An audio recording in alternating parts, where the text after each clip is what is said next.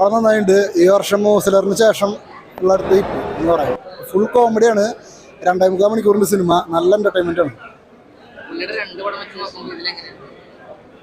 മുമ്പത്തെ തണ്ണീർമത്തനായാലും സൂപ്പർ ശരണിയായാലും രണ്ടും നല്ല എന്റർടൈൻമെന്റ് ആയിരുന്നു. പക്ഷെ സൂപ്പർ ശരണിനെക്കാട്ടും കുറച്ചും കൂടിയും ആൾക്കാർക്ക് എൻജോയ് ചെയ്യാൻ പറ്റുന്ന സിനിമ പ്രേമലുമാണ്. കോമഡിയാണ്, എന്നാൽ റൊമാൻസും ഉണ്ട്. പക്ഷെ എന്റർടൈൻമെന്റ് ആണ്. എല്ലാവർക്കും എൻജോയ് ചെയ്ത സിനിമ കാണാം. അത്യാവശ്യത്തിൽ കോമഡി ഉണ്ട്. നല്ല കോമഡി ഒക്കെ വർക്കൗട്ട് ആയിട്ടുണ്ട്. അങ്ങനെ വെറുപ്പിക്കലായിട്ടുള്ള കോമഡീസ് ഒന്നും ഇല്ല. എല്ലാം നമുക്ക് നന്നായി എൻജോയ് ചെയ്യാൻ പറ്റിയ കോമഡികളുണ്ട്. നല്ലൊരു മൂവിയാണ്. അവരുടെ കോംബോ അടിപൊളി കോംബോ ആണ്. നെസ്ലിനും ഇതൊക്കെ നല്ല അടിപൊളി കോംബോ. പിന്നെ തോമസ് അവരൊക്കെ നല്ല അടിപൊളി കോംബോ ആണ്. പടം ഇഷ്ടപ്പെട്ടു. എല്ലാവരും പോയി കാണണം.